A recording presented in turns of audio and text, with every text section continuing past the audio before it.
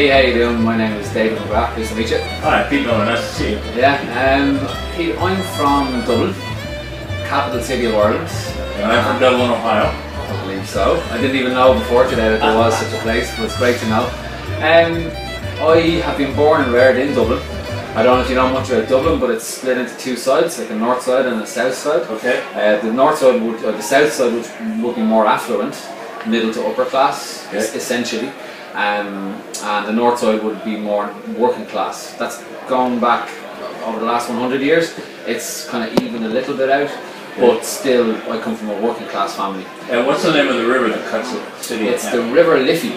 Liffey. Yeah, now it's spelled Liffey, so it's pronounced Liffey, but it's actually it was called the River of Life, and it got its name. It kind of just grew and kind of changed. And we know that's where Jameson whiskey was made from originally. Yeah, indeed. And there is a myth that Arthur Guinness used water from the River Liffey. That is a myth. Okay. It has helped with their marketing, but it's not true. Okay. But however, he did actually take water from the river that runs below the brewery in St James's Gate, which is the Poddle and the Dodder.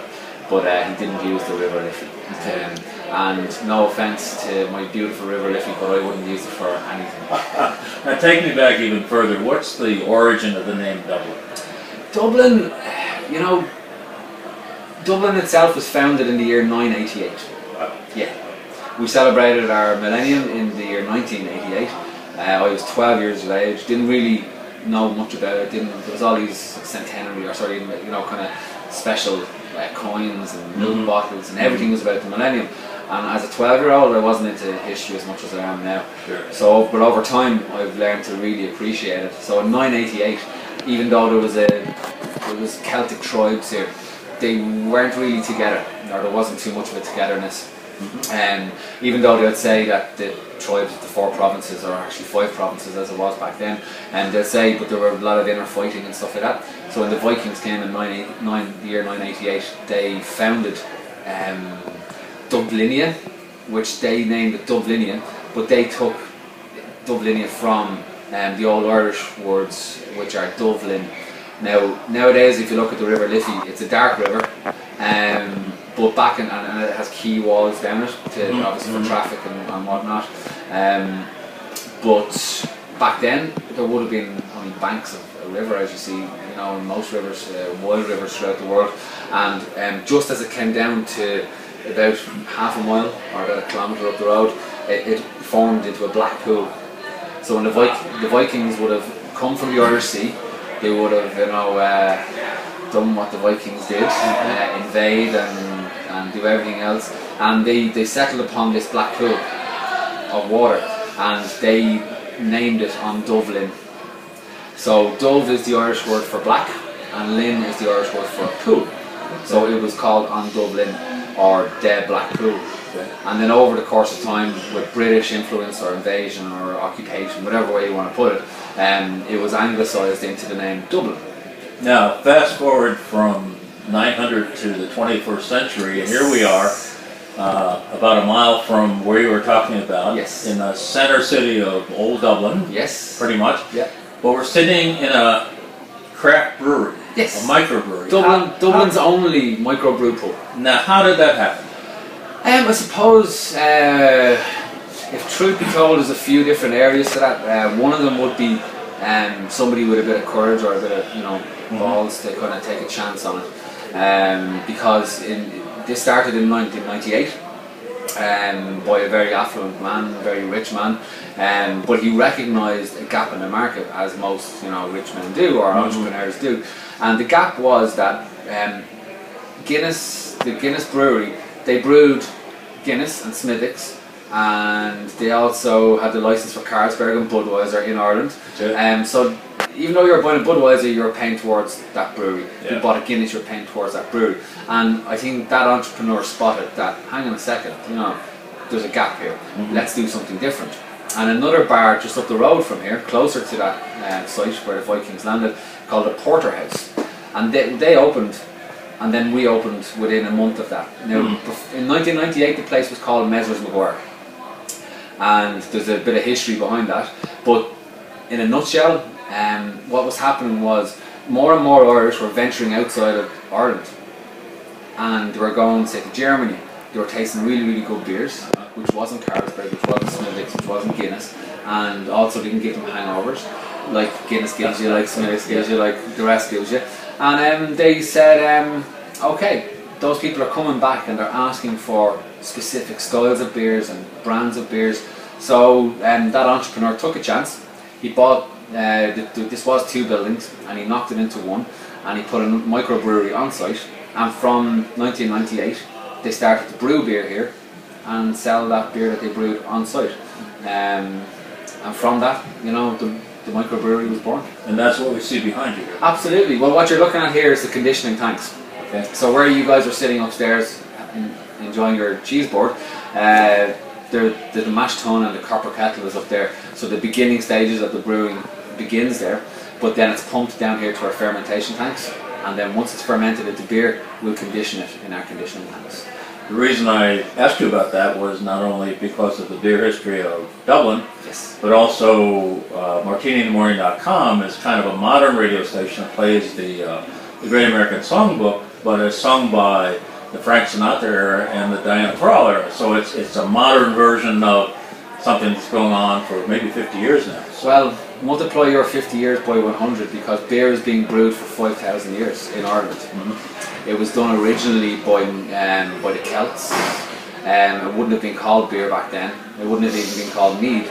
But as long as they were kind of growing crops on a mass level or on a field level, that's when beer kind of started to come about. And there are some old archaeological kind of relics which would have been specific for the storing of beer or the making of beer back to 5,000 years ago. Wow. So what we're doing, and I suppose it kind of ties in with what you just said, you've taken, you know, something which is great, but you've put a more contemporary twist on it. Yes. We adhere to the basic principles that were used many thousands of years ago, whether it was the monks or the Egyptians or the Irish who were doing it, but we put a contemporary twist on what we do as well. So in that respect, we just use 4 ingredients. We don't put chemicals, no preservatives. Our hops preserve the beer, and our malt flavours it. Our hops also flavour it. The water style will add a little bit something different to our voice beer versus a voice beer that's, you know, made in Germany. Mm-hmm. So on that basis, it works really well for us. And I mentioned the porterhouse. Mm-hmm. They stopped brewing on site. They became so successful that they didn't have the capacity in their small brewery up the road. Yeah. So what they've done is they continue to make their own beer, but they've centralised it off site, and that put us down to being back to being Dublin's only microbrew pub. Wow. And sorry, go ahead. Now, another reason why I particularly wanted to get you in front of the camera is you are a radio disc jockey. Not radio. I want to be radio disc jockey, but I am a disc jockey. I have a passion for music. Okay. My passion lies with, I think it was when I was young, and I was a bit of I wouldn't say a delinquent, but I was misunderstood teenager. I didn't always help myself either, but I was definitely misunderstood, and no matter how bad times were, or no matter how good times were, music was always there for me. What type of music do you like? As I was growing up, but I suppose I used to love Sundays in the household, age 10. I wasn't really branded at that stage by any style or any, you know, apart from Michael Jackson, of course, but you know, he touched everybody like in a musical way. Sure. But from when I was 10, I used to love, like my mother has a beautiful singing voice. I used to love, she used to sing Connie Francis, Patsy Cline, you know, all the old greats. Now I've become to kind of say, well, you can't really play them at a party. You know, they're melancholic and they're kind of old country and a little bit sad, but there was always a story to them. And my first influences really from a young age would have been the likes of Connie Francis and Patsy Cline. I remember the song 3 Cigarettes in an Ashtray. And it's just, I was fascinated by it. I was like, why is there 2 cigarettes now, man? Well, where's the third one come from? And later on in life I learned, you know. But what a song and what a genre. But then that kind of went in. I have brothers who were 6 and 7 years older than me, so I listened to a lot of 80s music as they were kind of, I shared a bedroom and I couldn't do anything about that. I had to listen to what they were listening to. So I had an 80s influence. By the time I became of age, I was in the 90s, and dance music or rave or whatever you want to call it. So I was heavily influenced by that. But then come the late 90s, I worked in a rock bar, and I was always against rock, heavy metal and rock music and anything kind of like that was too heavy or headbanging. But once I worked there, I judged them, I prejudged the people as being a certain, and then when I worked around them, and I realised they're the same as anybody else. Absolutely. It's just their style. Yeah. So I took that on board, and then I think in the when the 2000s came along, I decided for myself, what do I like? And my number one style of music is soul music. Soul music. Absolutely love it. Any particular artist? It's hard to choose. I like Gwen McRae. I like who else? You put me on the spot a little bit now, but I'm trying to look for something which is away from the norm. I can go to the Oldest Reddings, and all that. But there are a number of artists. Trying to. It won't come to me now. The reason being because there was a style called Northern Soul. Have you ever heard of this style? No. Northern Soul it was a style that became popular in the north areas of England, because there was so much emphasis on London and the London scene and what London was pumping out, and a couple of guys from Northern England went to the States, and you may remember this, you may not, but I certainly looked into it and researched it. There was booths everywhere. You could go in and put down a track anywhere you wanted, and you paid a couple of dollars for it, and it became your record. But the publishing company would always keep a copy of it, and they owned technically the rights to it. But all of these just went into storage. So these two guys, or a couple of guys from, I think it was Manchester or the north of England, and they went on I don't know what kind of holiday it was, but they went and they through them and they listened to them all, and they just they bought the rights to these for maybe $1 a record or whatever, and they pumped out these I suppose the real gems, forgotten, or just revived them. And as a result of that, Northern Soul was born, or the genre of Northern Soul was born. And what I will do is I've taken your card and I've actually mixed together my favourite Northern Soul songs. Good. So I'll happily email that to you. Please do.